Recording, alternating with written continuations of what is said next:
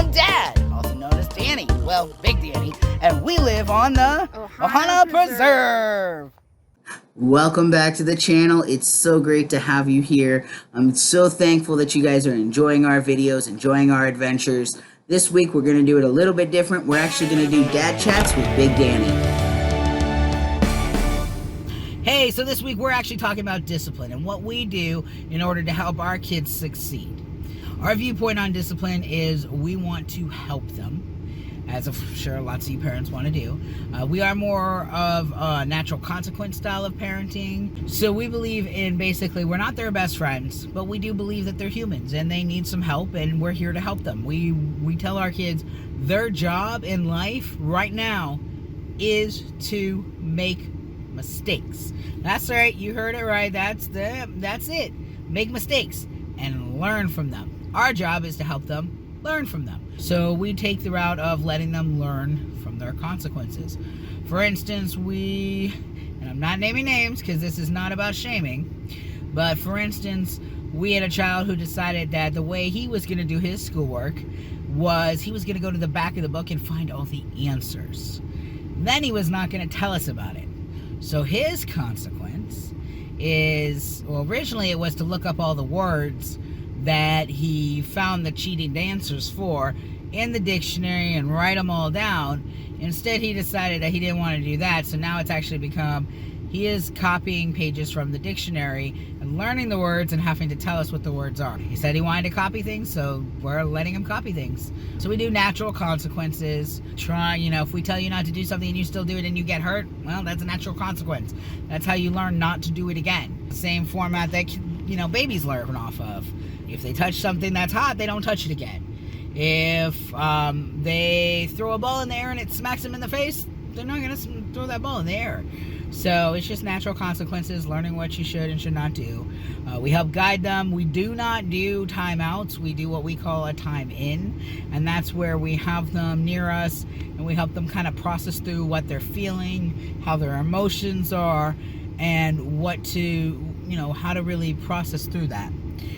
Time in, we use time ins just like a little bit, and what we do with those is if we have to separate them, or we have to, like we've got 3 having an issue, then we might stand them nearby in a corner so we can deal with one at a time, but it's not really meant to make them sit there and try to figure out what they've done wrong. As they get older, they're a little more capable of recognizing what they've done wrong. We always ask them, what did you do wrong? What could you do differently? And what will you do differently? What's the game plan here so that it does not happen again? Because I feel like the only way to learn is to learn. I mean, I've made mistakes, you've made mistakes, we've all made mistakes. And the way that we've gone forward and learned from them is to literally learn from them. Is to actually be like, okay, well, this was a poor choice. I should probably do it a different way. And we do our best not to hold grudges against our kids, because I don't really feel like that really helps. They made a mistake, they're gonna fix the mistake, they try again. That's another thing we do is we talk about our feelings a lot. We talk about why we feel this way, what happened. For instance, we are in the process of trying to figure out what to do with one of our dogs. I'm not really a big fan of dogs being left outside. It's always sat wrong with me because dogs have always been part of our family. But we do have this one dog who's having a lot of difficulties, and we've tried all sorts of training, positive training, everything we can think of, and he's still having difficulties with listening. So we feel that the thing that he really needs is he needs a household where he could have a lot of energy and he can go on adventures with the family. And while we do have a lot of adventures, we don't necessarily have adventures that include dogs going with us. And so we were thinking of seeing if we could find him a new home that would have the right household for him, the right experiences for him. And that definitely triggered one of our children who was adopted into thinking, well, so he was bad enough, so we're getting rid of him. And he started to feel, the pain, the real pain that it comes from going from home to home, from family to family, and feeling like you lose a mother after a mother and a mother and a father, like you don't have that connection. So he felt really, really sad about losing the dog. We have not gotten rid of the dog as of right now while I'm filming. I don't know what will happen by the time I get this all edited. So he started acting up the other night when we were talking about it.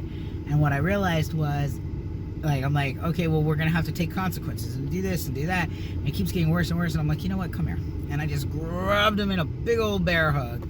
And I held him. And he felt so, so good.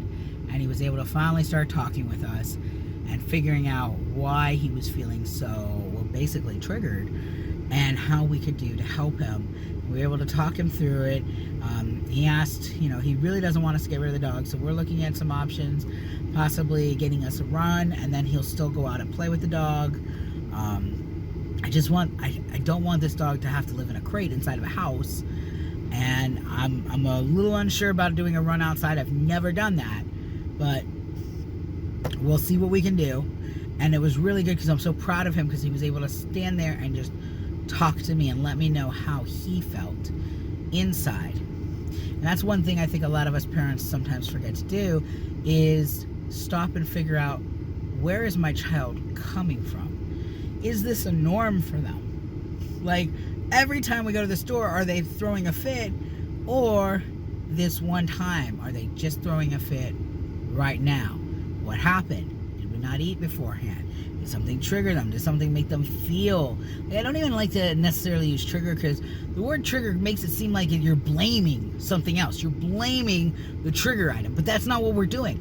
We're just recognizing that somebody can feel something when something else happens. So it's not really meant to be, I don't mean it like, oh, well, he's misbehaving and it's all the trigger's fault. It's all the fault of not wanting to get rid of the dog. No, it's recognizing that he made some poor choices because of how he felt. So we're trying, and we found that by doing that, recognizing that he's made poor choices, he's still going to have consequences.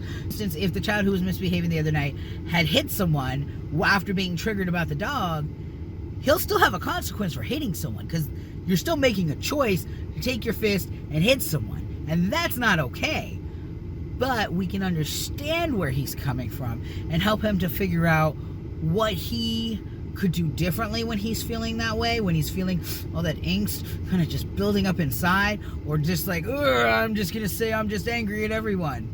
And it seems to be working. I'm not perfect. And I'm sorry if I ever come across like I feel like I'm perfect. I don't think I'm perfect. I really don't. I'll joke about it. Yeah, I'm perfect. You know it. But the reality is, I'm just another dad.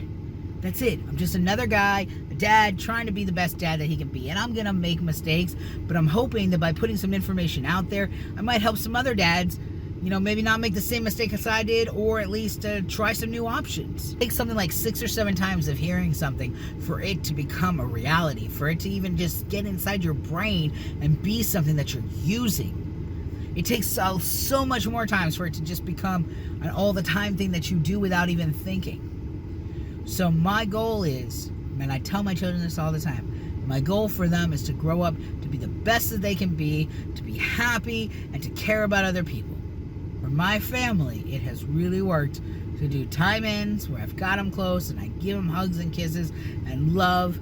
I hug on all of them. That's just, we're a huggy family. And just let them know we're here for them and we love them. So yeah, let me know, how are you doing? How is life going for you guys, for you and your family? What do you do differently? What do you do the same? Let me know if there's anything you'd like for me to do a conversation on. Just leave a comment down below.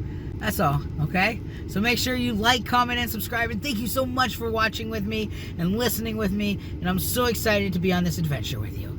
Thank you, and you have a great day.